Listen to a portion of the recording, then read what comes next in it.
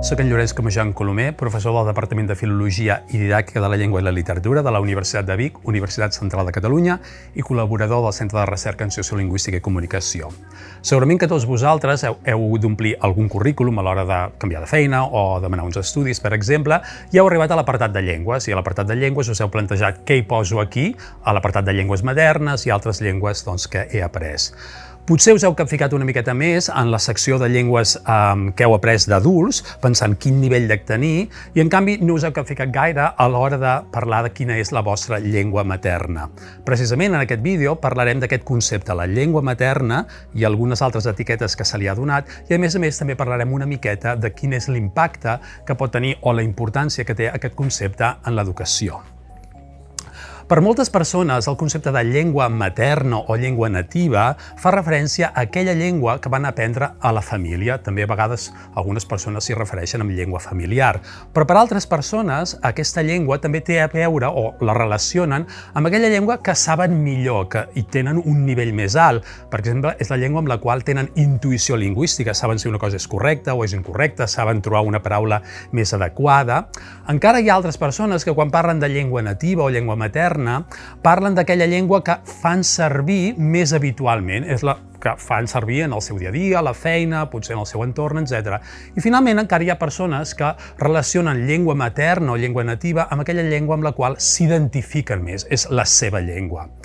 Ja podem veure, doncs, a partir d'aquestes diferents concepcions, que l'etiqueta llengua materna és poc precisa. És a dir, per diferents persones vol dir diferents significats i això, doncs, és problemàtic a l'hora de saber exactament a què es refereixen.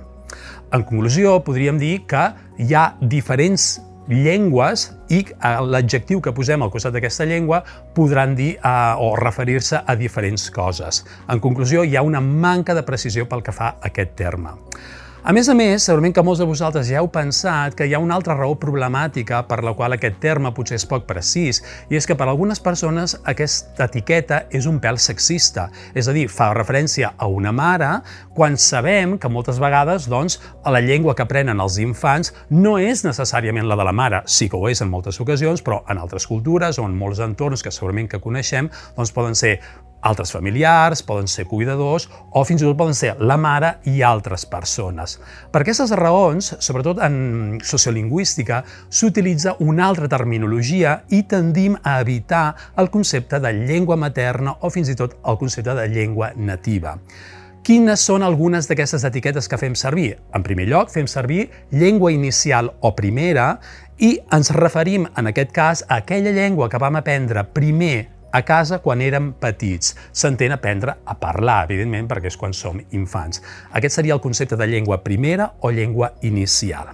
En segon lloc, parlem de llengua habitual, que és aquella llengua que parlem més de manera habitual. Això vol dir que ens transportem al moment actual en què ho demanem a una persona i demanem quina és la teva llengua habitual, vol dir la llengua que es parla més en aquell moment, sumant totes les accions que es puguin fer amb la llengua, a la feina, a l'entorn, etc. I finalment, també podem parlar de llengua d'identificació. La llengua d'identificació seria aquella que les persones consideren com a pròpia, sovint descrita com la que ells consideren com a seva.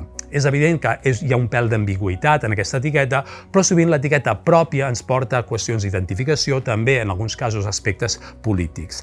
En resum, tenim 3 etiquetes que substituirien aquest concepte de llengua materna o llengua nativa. Hem dit que eren llengua inicial o primera, llengua habitual i llengua d'identificació.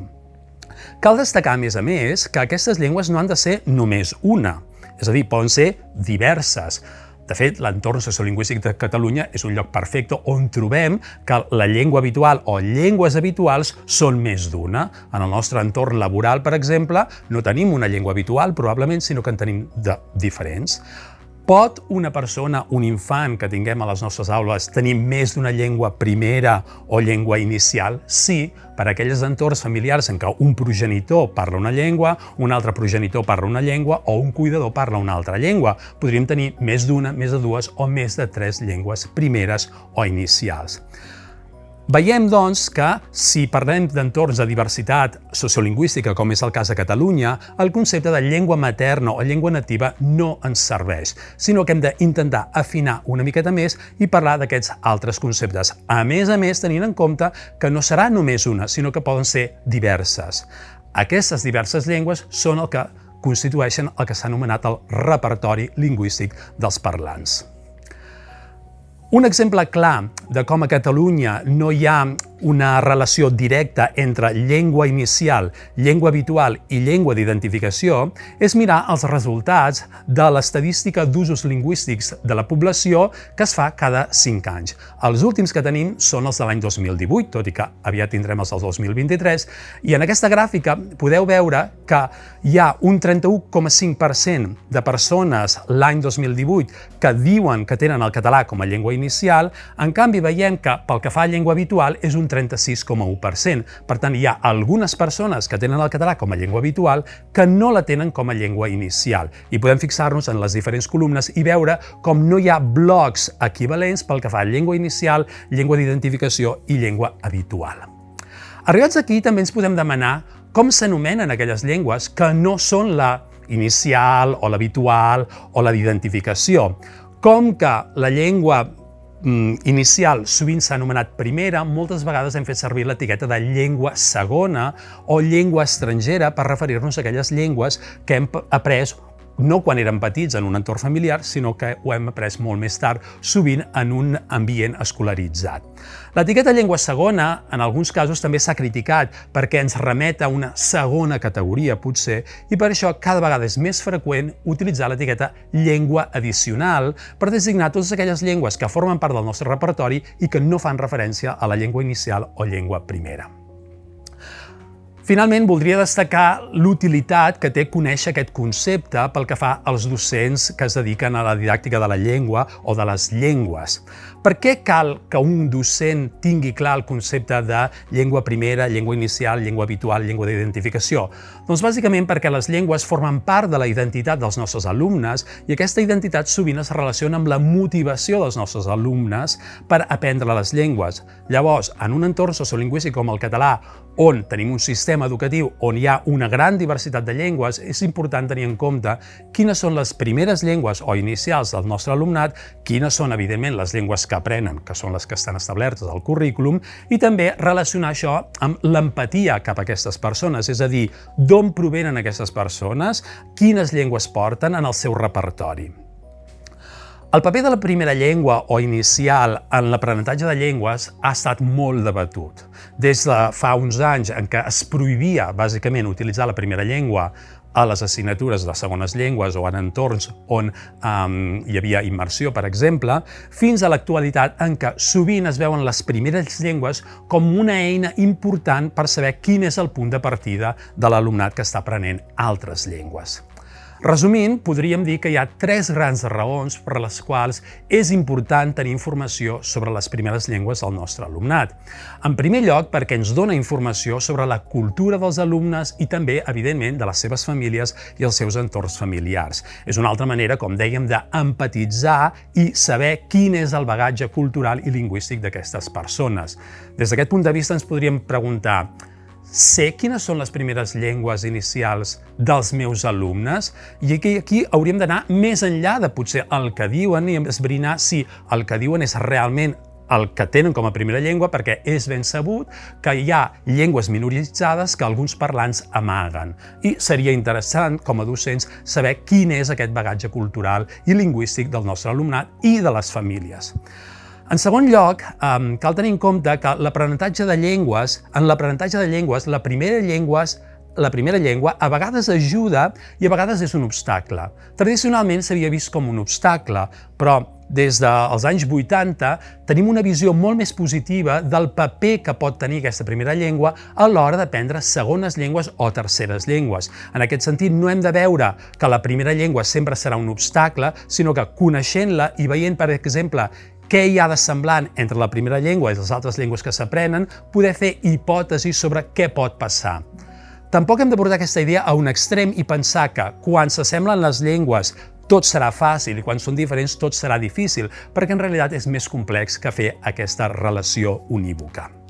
Des d'aquest punt de vista, crec que per als docents seria bo que tinguessin petits coneixements de si la llengua dels nostres alumnes, per exemple, té morfologia nominal i verbal o no en té. Això és molt fàcil de saber, d'acord? Per exemple, si tenim alumnes d'origen xinès, hem de saber que els verbs en xinès no tenen morfologia verbal per distingir present, passat i futur. Per tant, és probable que aprendre aquest aspecte, en el cas del català, pugui ser complex. Potser en una altra llengua sí que n'hi ha d'aquest tipus d'informació, llavors potser no serà tan complex. És a dir que, més enllà de saber tinc un alumne d'origen xinès, hauríem de plantejar-nos també com és el xinès en aquest aspecte. Tampoc defensarem que cal aprendre totes les llengües a l'aula, però sí tenir-ne uns petits coneixements. I, en segon lloc, hauríem de poder indagar si aquests alumnes parlen xinès estàndard o parlen un dialecte del xinès o estan parlant d'una varietat potser minoritzada que es parla a la Xina i que volen amagar. En tercer lloc, sabem des de molts estudis d'adquisició i aprenentatge de llengües que perquè una persona aprengui una llengua ha d'estar exposada a aquesta llengua. És a dir, entendre una llengua i produir en aquesta llengua, és a dir, comprendre, dir jo ho entenc, moltes vegades diem és que jo l'anglès l'entenc però em costa molt parlar-lo. Evidentment, perquè produir en una llengua que estem aprenent no és el mateix que entendre en aquesta llengua en què estem aprenent. En aquest sentit, com a docents, hem de procurar que els nostres alumnes sentin, llegeixin i, sobretot, escriguin i parlin en català, sobretot quan el català no és la seva primera llengua, perquè sabem que si només es dediquen a entendre i a llegir, això no forma part del procés complet d'adquisició i aprenentatge d'una segona llengua. A més, en el cas de la llengua catalana, en què molts dels alumnes provenen de llengües que s'assemblen en el cas del català, és molt fàcil pensar, com que s'assembla tant al català i al castellà, ja ho aprendran. De nou, no és tan senzill i per això hem de procurar i fer una anàlisi acurada de quines són les necessitats de l'alumnat des d'un punt de vista sociolingüístic. I és precisament potser per aquest alumnat que parlen llengües que s'assemblen tant a la llengua catalana que precisament l'entendran i el llegiran i ens semblarà que ja en saben prou, però en realitat a l'hora de parlar-lo i a l'hora d'emprar-lo en la societat els costarà molt més. Per tant, en aquest sentit, crec que seria bo pensar: estic donant el màxim de recursos per al meu alumnat tenint en compte la situació sociolingüística de l'entorn en què es troba l'alumnat? En aquest vídeo, hem començat pensant una miqueta en què posaríem en aquest currículum i que sovint no reflexionem gaire al voltant d'aquest concepte de llengua nativa o de llengua materna. I a continuació hem vist que és un terme imprecís perquè diferents persones entenen diferents aspectes d'aquest terme. Pot ser la llengua que saben més, la llengua amb la qual s'identifiquen, la llengua familiar o la llengua amb la qual, per exemple, tenen una intuïció. També hem vist que és un terme que es podria considerar sexista i hem vist que com a alternativa plantejàvem diferents termes amb una certa especialització. Llengua primera o inicial, llengua habitual, llengua d'identificació i després també hem vist com s'anomenen les llengües que no són les primeres, que hem dit que avui en dia s'utilitza molt l'etiqueta de llengua addicional. Això no vol dir que no puguem utilitzar el concepte de llengua materna en un registre informal de dia a dia amb els nostres amics, és normal que surti aquest concepte segurament, però en la nostra feina potser més tècnica a l'hora de parlar dels projectes lingüístics de centre o fer petits estudis al voltant de la sociolingüística en els nostres entorns escolars, seria bo tenir la consciència que llengua materna és un concepte problemàtic i que, en canvi, avui en dia es tendeix a utilitzar molt més altres conceptes. Seria bo també que compartíssim aquests conceptes amb els claustres, amb els nostres companys, sobretot si som aquelles persones que ens dediquem a fer alguna petita recerca relacionada amb l'ensenyament de llengües al nostre centre. Moltes gràcies.